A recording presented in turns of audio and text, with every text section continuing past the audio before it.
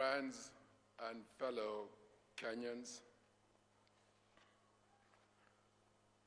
tomorrow I will have the honor, God willing, to thank the numerous people who have helped and walked alongside us during these trying times. But today, on behalf of our family, I would like to first thank the singular group of people who our late father loved above everyone else. You, the people of Kenya.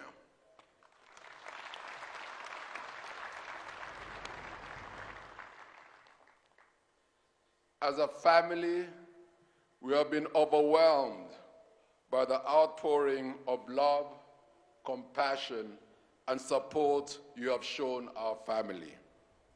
You continue to carry us as a family, and as a family, we are indebted to you.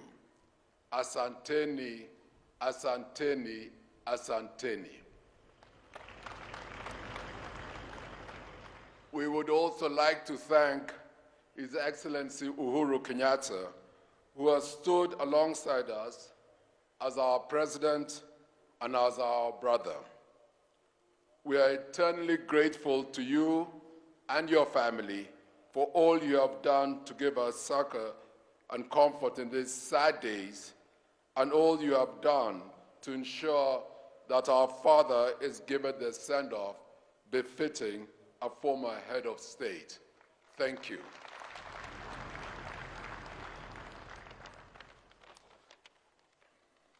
I would also like to take this opportunity, because maybe their excellencies will not be with us tomorrow at Kabarak, to say a massive thank you to His Excellency President Yoweri Museveni of Uganda, who came and visited Mzee in hospital and was constantly calling the family, inquiring about Mzee's health.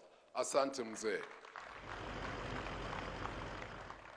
I'll also like to thank His Excellency, the President of South Sudan, Salva Kiir, whom Mzee Moi was very fond of. Everybody knows that Mzee had a soft spot and a special place for the people of South Sudan. And I'd like to say thank you for him, His Excellency, for also coming to hospital and visiting Mzee at the hospital. Asante, thank you, Your Excellency. Many have talked and written about my father as a statesman, a peacemaker, as a politician, as a leader of men. But today, I stand before you on behalf of my brothers and sisters to talk about the man who was our father. You see, despite the responsibilities of state that he carried on his shoulders every day, he still found time to be a wonderful, wonderful father. He loved his friends and he loved his family. Yet as a family, we accepted that he gave his life to something bigger than himself, the service of Kenya. In these few minutes, let me share some of the personal traits of our beloved father. He was a man of compassion. Just a few years ago, he was grieved to read in the papers of a son of one of his old friends who had got himself in a sticky situation. Even though his friend had long since passed away and he hadn't spoken to his son in decades, he called me and sent me to sort out the fellow's problems. This was our father, an elephantine memory and a compassionate heart. Throughout his years of service, he taught us to have tough feet, but keep a soft heart. Our father was a forgiving man.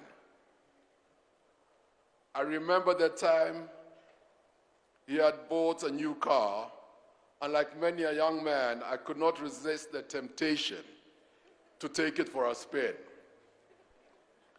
Unfortunately, my driving skills then did not match my enthusiasm, and the new car was shortly no more. Dreading breaking the news to my father, I had the cunning idea to carry a Bible in one hand as I entered his room. My father, who of course had heard of the accident, took one look at me, shook his head, and burst into laughter. And that was the end of the matter. He had a wonderful sense of humor and a ready laugh. You have heard, of course, of his passion for education for the poor and marginalized, for uplifting women to positions of authority. But little has been said for his love for the environment.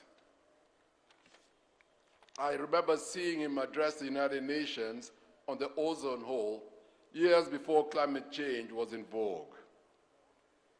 He encouraged tree planting on a national scale decades before carbon footprint became an accepted issue. He was a true environmentalist.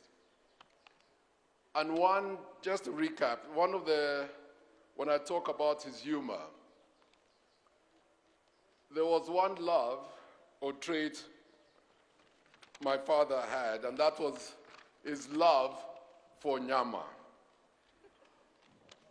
Hii mzee alikuwa anapendanga nyama. And I'll remember, nakumbuka nilikuwa na nimueleza kwamba daktari, tafadhali mzee, daktari amekataa. Akaniuliza, unaona daktari hapa?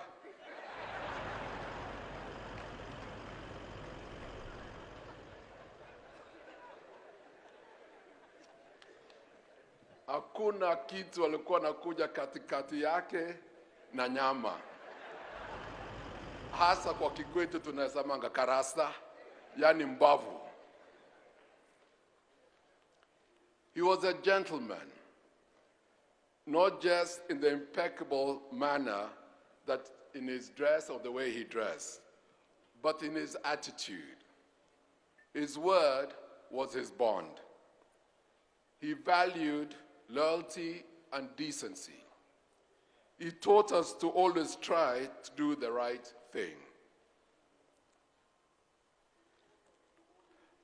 Other than watching Billy Graham on TV, Mzee loved watching wrestling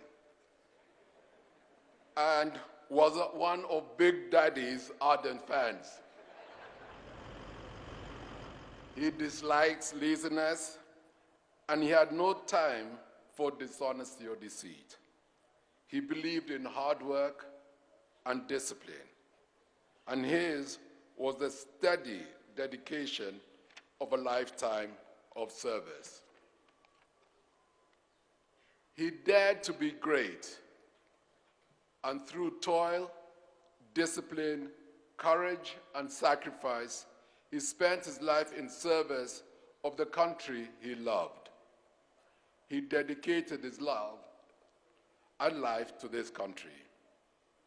But above all, he was passionate about God. And it is his faith that now gives us hope.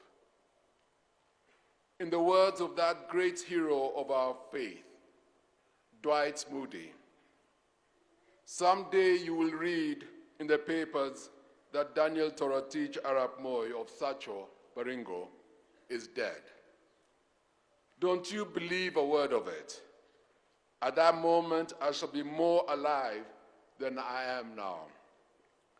I shall have gone up higher, that is all, out of this old clay tenement into a house that is immortal a body that death cannot touch, that sin cannot taint, a body fashioned like unto his glorious body.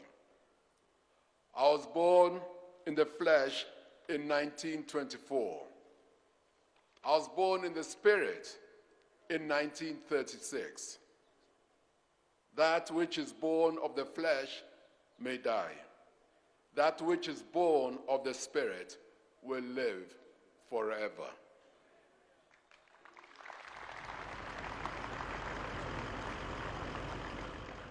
Father, you have fought the good fight and kept the faith. We will miss you. Kenya will miss you. Thank you.